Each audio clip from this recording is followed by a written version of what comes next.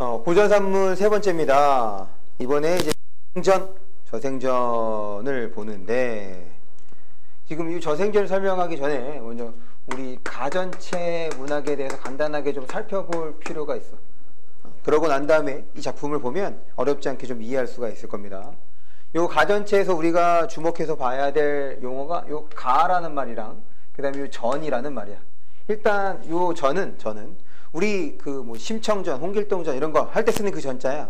뭐냐면 이거는 이제 인물의 일대기를 다루는 것을 이제 전이라는 갈래로 봅니다.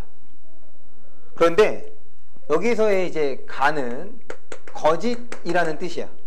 거짓 가짜를 써서 전이긴 하지만 거짓이래. 왜 거짓이라고 이름을 붙였냐면 여기서 인물인 거니까 얘는 이제 사람인 거죠. 사람이 아닌 거야. 사람이 아닌, 즉 의인화된 대상, 의인화된 대상의 일대기를 다루는 작품이 그런 갈래가 가전체가 되는 거죠. 이제 의인화가 됐네. 의인화가 됐네. 일종의 뭐라고 할 수 있어? 우화라고 할 수 있는 거지. 우리 이솝우화 생각하면 돼. 이 이솝우화가 동물의 이야기를 다루고 있긴 하지만 사실 실제적으로는 동물을 다루는 것이 아니라 인간 세상의 모습을 드러내고 있는 거잖아. 이거를 통해서 이제 뭐 교훈을 전달한다 라고 봐주시면 됩니다. 그러면 여기서 어떻게 사는 것이 제대로 사는 거냐, 사람답게 사는 거냐, 그렇게 봐주면 돼요. 그래서 대체적으로 이 가전체에서는 이 교훈을 전달하는 방식을 뒤에 이제 뭐 사신은 얘기한다 라고 해서 이제 작가가 직접 등장해서 작가를 대신하는 인물을 등장시켜서 지금 여기다가 평을 달거든. 이 인물에 대한 평을 다는데 이 저생전에서는 그런 거는 없습니다. 그냥 쭉 일대기로 이제 끝나게 돼. 그것이 다른 가전체와의 차이점이라고 좀 보면 될 것 같아요. 어쨌든 가전체는 이런 건데 이게 언제 나온 거냐면 고려시대 때 나오는 겁니다. 가전체가 고려시대가 되는 거예요. 아까 우리가 조금 전에 살펴봤던 그 이제 설화 있죠? 이렇게 되는 겁니다. 설화에서 지금 가전체로 이어지는 거고, 이 가전체가 이제 그 뭐라고 얘기하냐면은 과도기 혹은 가교 이렇게 하거든. 얘를 통해서 이제 뭐 고전 소설이 나타나게 된단 말이야. 그렇게 발달해가는 과정 중에서 어떤 과도기적 형태를 보여주는 것이 이제 가전체라고 봐주시면 되는데, 이게 고려시대 때 이 작품을 쓴 사람들이 계급이 뭐였냐면 당연히 사대부인 거지. 그러니까 고려시대 때 사대부들이 가전체 문학을 쓸 수 있었던 것, 이렇게 생각을 해본다면 얘네들이 이제 공부한 사람들, 문신들인 거잖아. 그러다 보니까 이게 일대기를 다뤄야 돼. 일대기. 그러려면 어떤 한 대상이 있죠. 여기에서는 이제 종이야. 종이가 어떻게 만들어졌고 어떻게 만들어지고 그래서 어떻게 쓰였는지를 알아야 이거를 지금 활용해서 이 작품을 쓸 수 있는 거잖아. 그러니까 이 가전체는 이건 이제 이면적으로는 뭐냐면 자신이 이 정도까지도 알고 있다라는 것을 표현해 줄 수 있는 거야. 그런 면에서 이제 또 가전체가 이제 많이 쓰이게 되는 겁니다. 일대기를 알아야 되는 거기 때문에 이런 측면에서 가전체를 볼 수 있을 것 같아요. 그런데 이 저생전은 지금 이제 내용을 좀 본다면 이제 한나라, 그 다음에 진나라, 수나라, 당나라, 송나라, 원나라까지 쭉 이렇게 시대를 달리하면서 쭉 이제 그 저생이라는 인물이 어떻게 살아왔는지를 쭉 보여주고 있는 거잖아. 이 모습이 마치 지금 이 글을 쓴 이첨, 맞죠? 이첨의 생애를 비유적으로 드러낸 것이다 라고 보는 관점도 있어. 그래서 그런 부분은 어떤 부분을 통해서 좀 확인해 볼 수 있는지 그것만 좀 봐주면 어렵지 않게 이 작품을 좀 이해할 수 있지 않을까 생각을 합니다. 이 소설의 형식을 띠는 거라서 여기서 당연히 이제 인물, 지금 저생의 인물 성격이 어떻게 제시가 되어 있는지도 확인해 보면 좋겠죠. 그래서 간단하게 여기도 우리가 조금 전에 살펴본 것처럼 필요한 부분만 좀 확인하고 넘어갈게요. 지금 A 부분을 봅니다. A 부분. 선생의 성은 저요. 이름은 백이다. 자는 무점으로 회계 사람이다. 한나라 중상시 상방령을 지낸 채륜의 후예다. 그러니까 채륜이 처음으로 그 종이를 만든 사람이거든.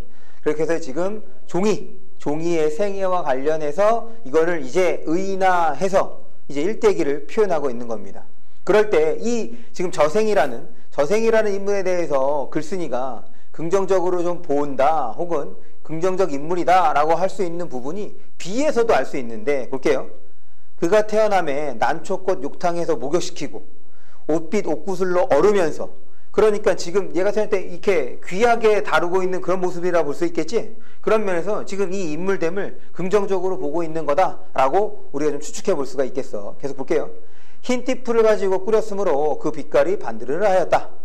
같은 배에서 난 그의 아우는 전부 19인데 서로 간에 모두 침묵하여 한순간도 그 순서를 잃은 일이 없었다 라고 해서 지금 얘가 태어났을 때 어떤 모습인지, 그리고 형제들과 지내는 모습을 통해서 지금 이 글쓴이는 이 인물에 대해서 긍정적으로 보고 있다 라고 할 수가 있는 거죠. 그 다음 이제 비 다음이야.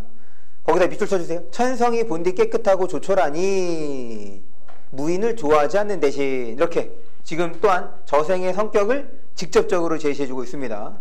그래서 소설적인 모습을 띠고 있기 때문에 인물의 성격이 어떻게 제시가 되는지도 확인을 해보는 것이 좋겠고, 더군다나 거기 무인을 좋아하지 않는 대신 거기다가 물결 표시해주세요. 이제 이런 것들이 지금 이제 이첨의 어떤 생애와 관련지어서 본다면 이 저생의 모습이 또한 이첨의 모습으로 생각해 볼 수 있는 이제 여지를 알려주는 부분이랄 수 있는 거야. 무인을 좋아하지 않는 대신. 왜냐면 이게 고려시대 작품이라고 했던 거잖아. 지금 이 고려시대 때의 이제 좀 뭐랄까 안 좋았던 시기가 무인시대 아니야. 이제 무인이 정권을 잡았을 때 이제 그것을 이제 표현하고 있는 거니까 작가의 생애와 관련해서도 따져볼 수 있다. 그렇게 해도 접근해 볼 수 있다는 것 확인해 주면 좋겠고, 그러면서 이제 C 부분을 보면 이제 C 부분부터가 이제 어떻게 되는 거야? 이제 본격적으로 종이가 어떻게 쓰이는지인데, 이게 종이가, 이 종이가 긍정적이라서 종이가 계속 쭉 우상향하는 이런 식으로, 야, 계속 좋아지고 있어. 그런 게 아니죠? 어떤 때는 잘 쓰였다가도 떨어지기도 하고 올라가기도 하고 지금 그런 모습을 보여주는데, 그런 거 안에서 지금 저생의 성격이 어떻게 표현되는지 이게 이제 또한 중요한 거야. 그래서 한나라 거기 밑으로 하나, 둘, 셋, 넷, 다섯, 여섯, 거기 화재, 다섯 번째쯤 화재 찾았어? 그 다음 줄이야. 그 다음 줄 반대부분이야. 이에 그를 치하하여 저국공에 백주지사의 벼슬을 수여하고 그 다음에 만자군을 다스리게 하니 바야흐로 그 봉읍으로 성씨를 삼았다라고 해서 요 한나라 때부터 이제 본격적으로 종이가 쓰였다, 이렇게 따져볼 수가 있겠습니다. 그리고 이제 진나라 때입니다.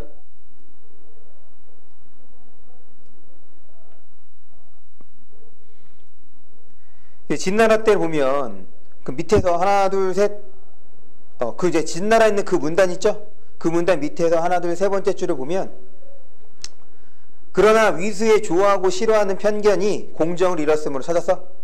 이제 이런 것들이 얘가 그 저생이라는 인물이 어떤 치우치지 않은 어떤 성품을 지니고 있다는 것도 우리가 이제 따져볼 수 있는 거지. 이게 중간중간에 이렇게 긍정적 성격을 드러내주는 부분이 있으니까 확인해주면 될 것 같고, 그 다음 줄.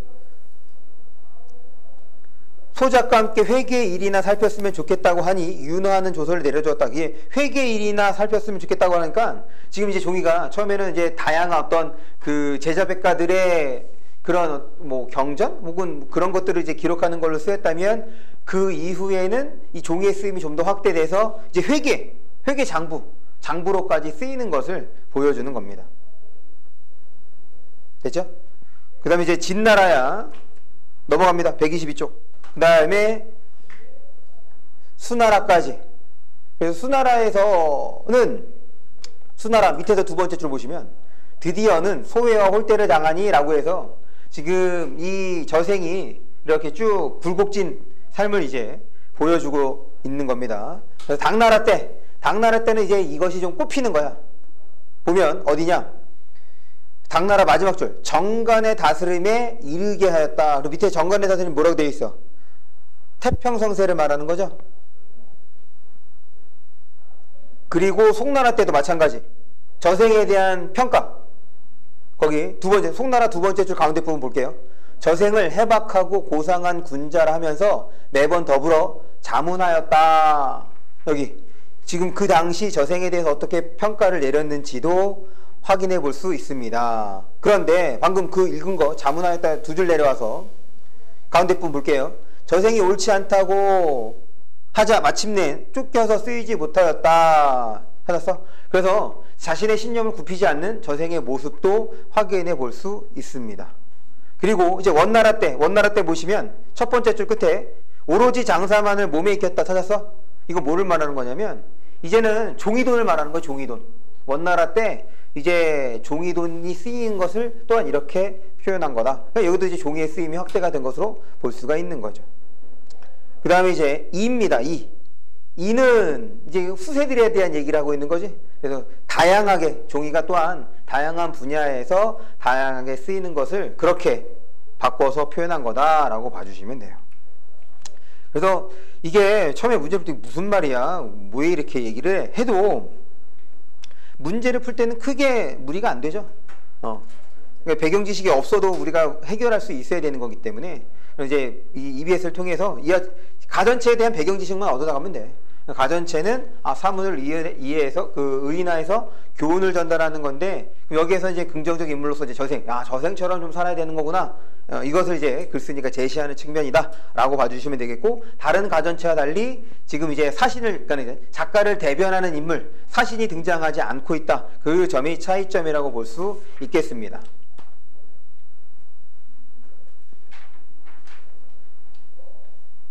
됐죠? 여기까지 보는 걸로 할게요.